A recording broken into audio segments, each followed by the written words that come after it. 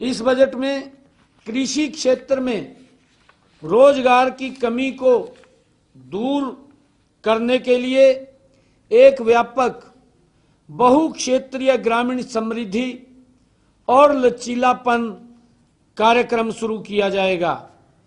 इसमें कौशल विकास, निवेश और तकनीकी के माध्यम से कृषि के रोजगार के नए अवसर पैदा किए जाएंगे। इसका उद्देश्य यह सुनिश्चित करना है कि प्रत्येक ग्रामीण के लिए प्रवासन एक आवश्यकता नहीं बल्कि विकल्प हो, उसको ध्यान में रखा गया है। साथ ही जुलाई 2024 के बाद जारी 100+ बीज स्कीमों की व्यावसायिक उपलब्धता सुनिश्चित की जाएगी।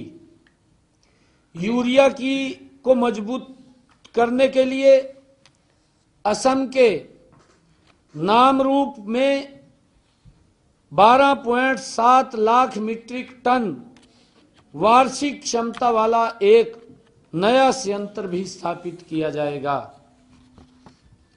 इस बजट में राज्यों को पूंजीगत व्यय के लिए 50 वर्ष की ब्याज मुफ्त ऋण सहायता के रूप में 1.5 लाख करोड़ रुपए का प्रावधान किया गया है।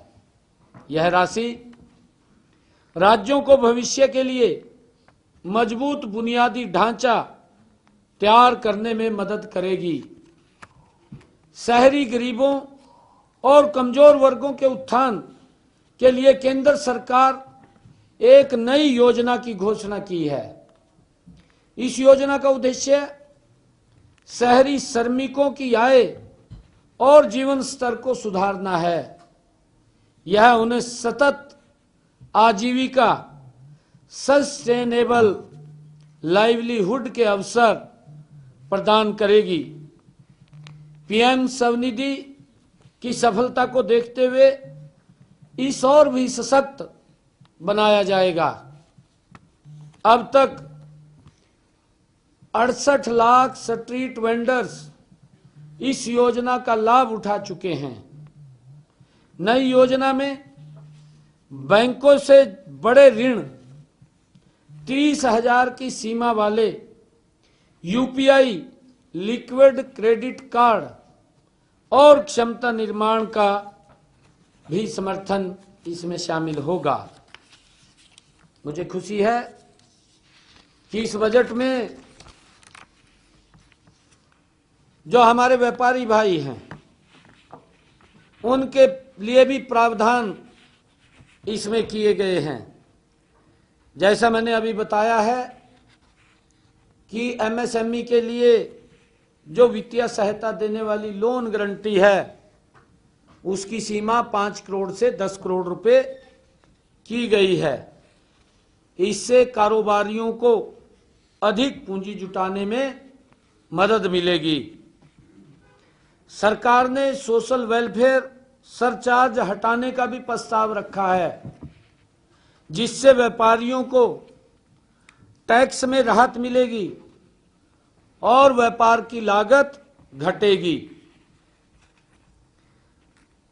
इस बजट में 7 टैरिफ रेट्स को हटाकर अब देश में सिर्फ 8 टैरिफ स्लैब रखे जाएंगे।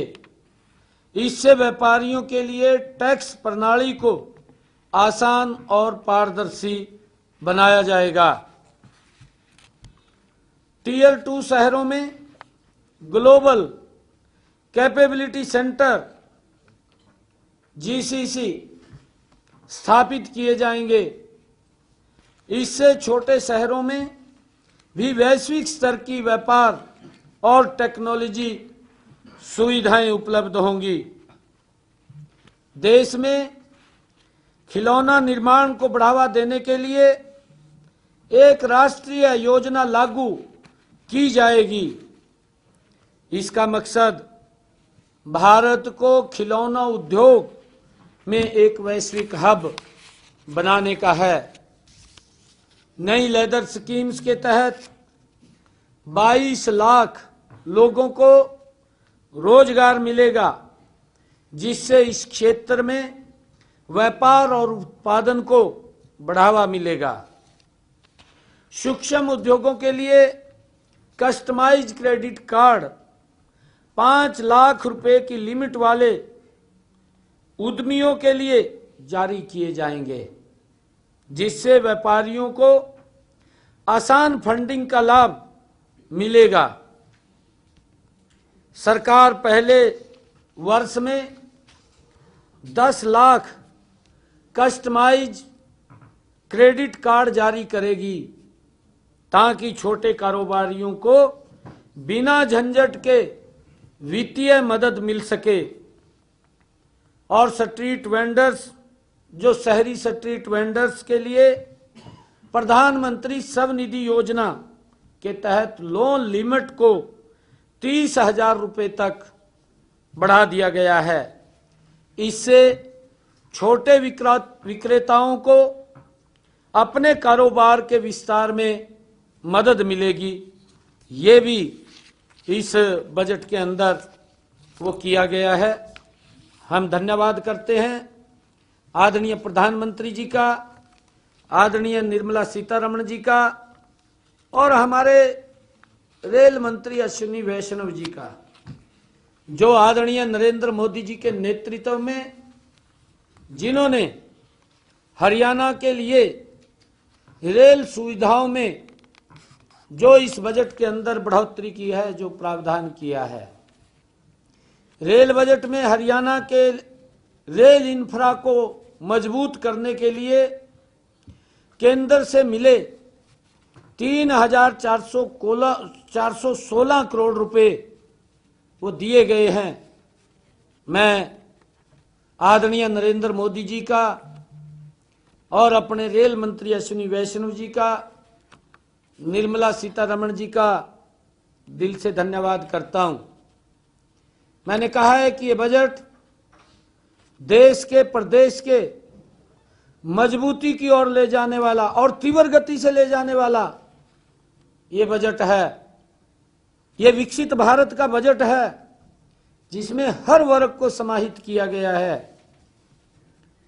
मुझे खुशी है कि यह राशि 2009 से 2014 तक मिले, 2009 से 2014 तक मिले 315 करोड़ रुपए से 11 गुना अधिक इस बजट के अंदर हरियाणा के लिए प्रावधान किया गया। 11 गुना, इतना बड़ा इसमें प्रावधान किया गया है। और वो पता नहीं कौन सा चश्मा लगा करके देखते हैं, उनको दिखाई नहीं देता विकास, बस विरोध करना है। कोई बात नहीं, उनकी ड्यूटी है, परंतु विरोध भी विपक्ष को मैं सुझाव दूंगा कि एक लिमिट का होना चाहिए। जब मैं उनका बता रहा हूं कि 2009 से 2014 तक मात्र 315 करोड़ रुपए का बजट था, उसका 11 गुना अधिक दिया है। ये कोई छोटी बात नहीं है। 11वें साल के अंदर हम प्रवेश कर रहे हैं। मोदी की सरकार नॉन स्टॉप तीसरे टर्म के अंदर इसका पहला बजट ये 11वें साल के अंदर है और 11 गुना पैसा बढ़ा करके हरियाणा को दिया। कितना प्रेम, कितना स्नेह करते हैं हरियाणा को मोदी जी। गति से आगे बढ़ा है। रेल इंफ्रास्ट्रक्चर को मजबूत बनाने के लिए बड़े बजट आवंटन के लिए आदरणीय प्रधानमंत्री नरेंद्र मोदी जी और रेल मंत्री आदरणीय अश्विनी वैष्णव जी का मैं दिल से बहुत बहुत धन्यवाद करता हूं, उनका आभार प्रकट करता हूं। 2014 से अब तक हरियाणा में 2014 के बाद अब तक, क्योंकि 2025 ये 11वें साल के अंदर मोदी जी की नॉन स्टॉप तीसरे टर्म की सरकार, हरियाणा में 823 किलोमीटर रेलवे ट्रैक का काम पूरा हुआ है, जिसके ऊपर 15,875 करोड़ रुपए के 1195 किलोमीटर लंबाई वाले 14 नए प्रोजेक्ट्स का कार्य प्रगति पर है। मुझे खुशी है कि हरियाणा के इस बजट में हरियाणा के 34 रेलवे स्टेशनों को 1149 करोड़ रुपए की राशि से अमृत स्टेशन के रूप में विकसित किया जा रहा है, जिनमें जो अभी बजट आया है इससे ये 1149 करोड़ रुपए, जिनमें अंबाला कैंट उस स्टेशन को अमृत स्टेशन में लिया गया है। मैं धन्यवाद करूंगा देश के यशस्वी प्रधानमंत्री जी का, क्योंकि ये रेल का इंफ्रास्ट्रक्चर ऐसा है जब इसका सुदृढ़ीकरण और ये मजबूती की तरफ होगा तो देश के हर व्यक्ति को इसका लाभ मिलेगा, क्योंकि सुविधाएं हर व्यक्ति को लाभ मिलता है। हमारे अमृत रेलवे स्टेशन के रूप में जो विकसित, जिनमें Ambala cantt, Ambala city, Bahadurgarh, Ballabhgarh, Bhiwani junction, Charkhi Dadri,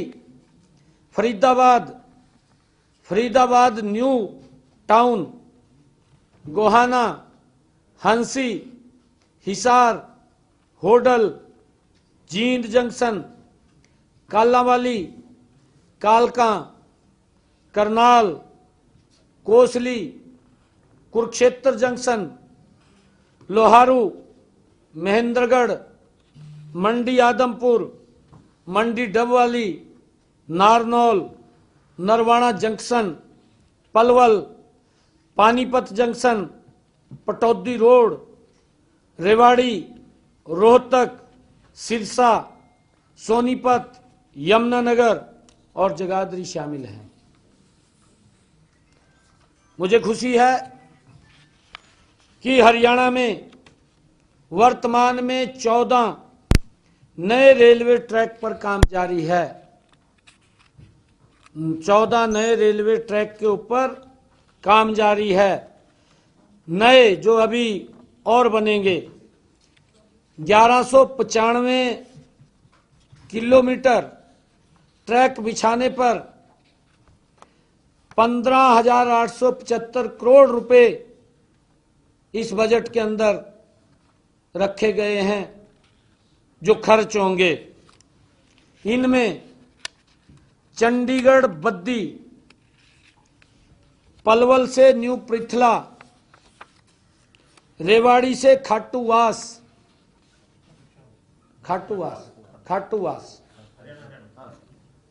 Bhiwani से डोब भाली, चूरू से सदलपुर, लुन्नी से समदारी भिलड़ी, मानहेरू से भिवानी खेड़ा, खाटूवास से नारनौल, पानीपत से रोहतक, फिरोजपुर से बठिंडा, जाखल से हिसार, असलभोर से रेवाड़ी के दोहरीकरण का कार्य तथा ये दोहरीकरण का कार्य है तथा मेरठ से पानीपत, दिल्ली, सोहना, नू फिरोजपुर, झिरका, अलवर रेलवे ट्रैक और यमुनानगर से चंडीगढ़ वाया सढौरा, नारायणगढ़ तथा हिसार से सिरसा वाया अग्रोहा धाम, फतेहाबाद रेलवे परियोजनाएं शामिल हैं जो नई डलेंगी और इसके लिए 15,875 करोड़ रुपया वो आवंटित किया गया है। मैं इसके लिए आदरणीय प्रधानमंत्री जी, आदरणीय रेल मंत्री जी का दिल से आभार व्यक्त करता हूं कि इस रेलवे नेटवर्क से मेरे हरियाणा प्रदेश का जिस प्रकार से पिछले 10 वर्षों में आदरणीय नरेंद्र मोदी जी ने मेरे हरियाणा के अंदर एक सड़कों का जाल बिछाया है। और मैं संज्ञा अगर दूं, स्पाइडरमैन अगर कोई है तो नरेंद्र मोदी है। इस प्रकार का जाल हरियाणा के अंदर बिछाया है। हर व्यक्ति के जीवन में एक बड़ा बदलाव इस रोड इंफ्रास्ट्रक्चर से आया है। उसके अंदर हमने जो आदरणीय मोदी जी ने जहां 4-4 घंटे 6-6 घंटे जाम में फंसे रहते थे, आज चंडीगढ़ से दिल्ली 3.5 घंटे, हरियाणा के किसी कोने से दूसरे कोने में जाना है 3-3.5 घंटे। ये अगर मैं कहूं कि स्पाइडरमैन अगर कोई है तो भारत के यशस्वी प्रधानमंत्री नरेंद्र मोदी जी, जिन्होंने रोड का इंफ्रास्ट्रक्चर, अब रेलवे के अंदर एक बड़ी क्रांति, ये विकसित भारत ये मोदी जी के नेतृत्व में ही संभव था। जो लोग मोटा चश्मा लगा करके देख रहे हैं उनको दिखाई नहीं विकास दे रहा। उनके समय में लोग किस प्रकार से लाइनों में खड़े रहते थे, किस प्रकार से लंबे समय तक इंतजार करते रहते थे। फाटक आ जाता था कहीं 3-3 घंटे 4-4 घंटे जाम में फाटक में ही फंसे रहते थे। आज हर व्यक्ति के जीवन को सरल सुगम करने का काम देश के यशस्वी प्रधानमंत्री नरेंद्र मोदी जी ने किया है। मैं आभार व्यक्त करता हूं आदरणीय प्रधानमंत्री जी का। मुझे खुशी है कि इसी दौरान 121 ट्रैक के विद्युतीकरण का भी कार्य पूरा हुआ है और इस अवधि के दौरान 534 रेलवे फ्लाईओवर व अंडरब्रिज के निर्माण का कार्य भी हुआ है। विपक्ष देखे ना, चश्मा लगा करके देखे, नहीं तो किसी आंख वाला डॉक्टर वो चेक करेगा भी चश्मे का कौन सा नंबर चाहिए आपको, वो बताएगा। दिखाई नहीं दे रहा, इतना बड़ा काम हुआ है पिछले 10 वर्षों में। भाई विरोध करिए, क्योंकि आपकी राजनीति नहीं जिंदा रहेगी बगैर विरोध करे, परंतु ठीक विरोध करिए, ऐसा नहीं है। उसके अंदर प्रशंसा भी करिए। मैं विपक्ष को सुझाव दूंगा, मोदी जी की प्रशंसा करनी चाहिए।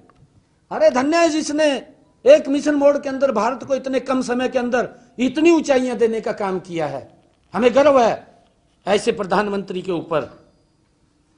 वहीं रेलवे के आधुनिकीकरण के लिए कवच परियोजना के तहत 398 करोड़ रुपए की राशि भी आवंटित की गई है। इस समय में हरियाणा को 5 वंदे भारत ट्रेन की कनेक्टिविटी मिली है।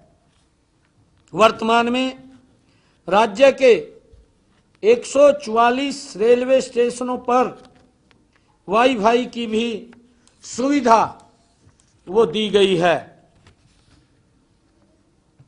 Thank you.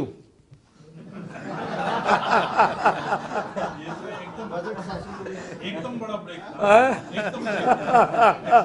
अच्छा, बजट सेशन पे चर्चा हुई है मंत्रिमंडल के अंदर।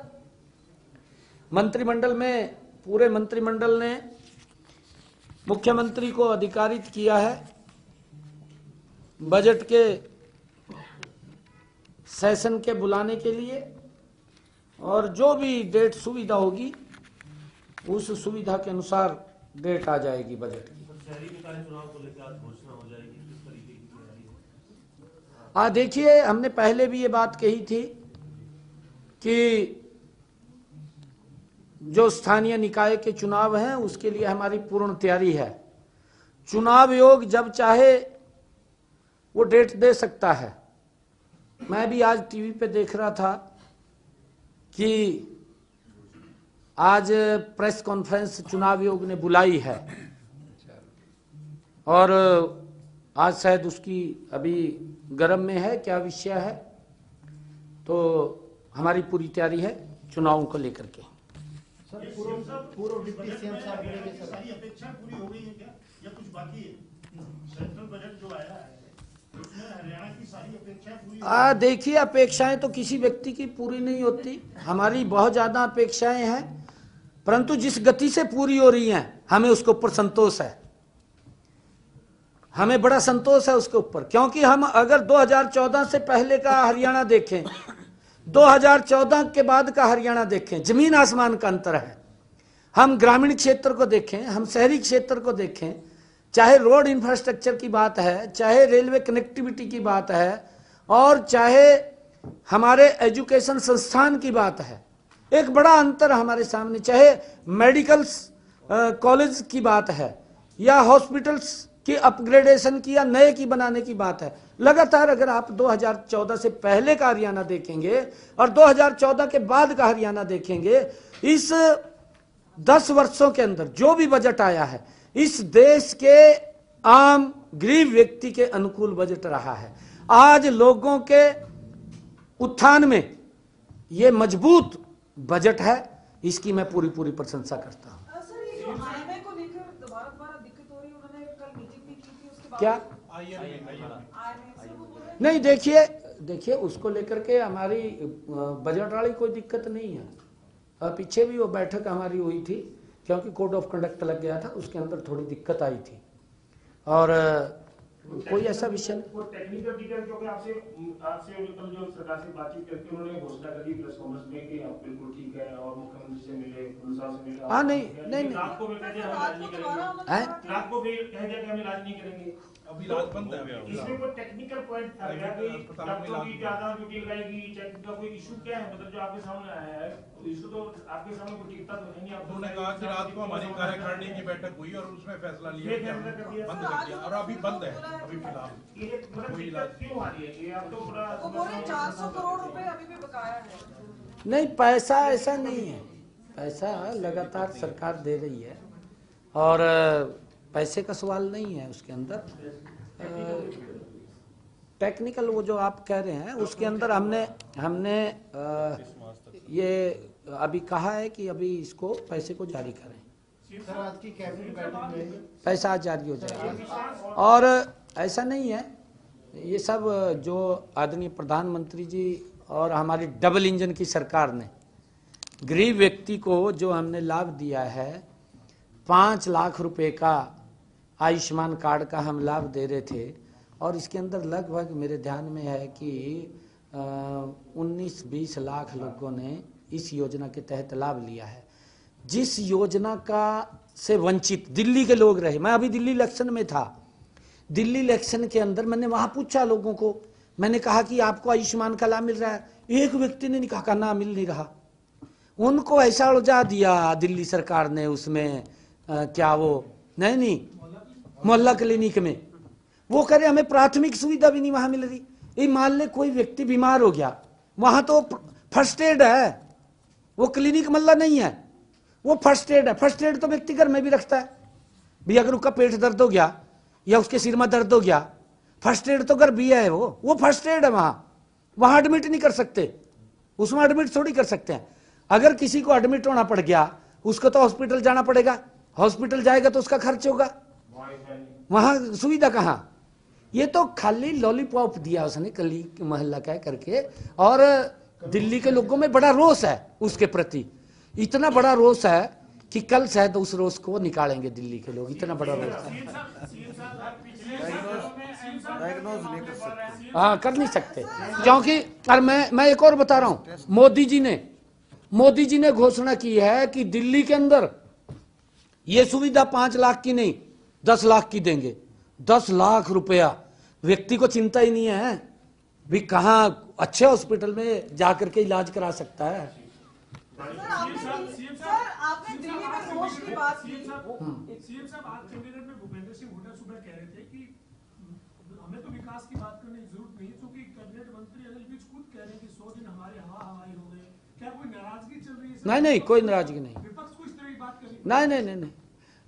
नहीं, कोई नाराजगी नहीं है, क्योंकि हुड्डा साहब फ्रस्ट्रेशन में हैं।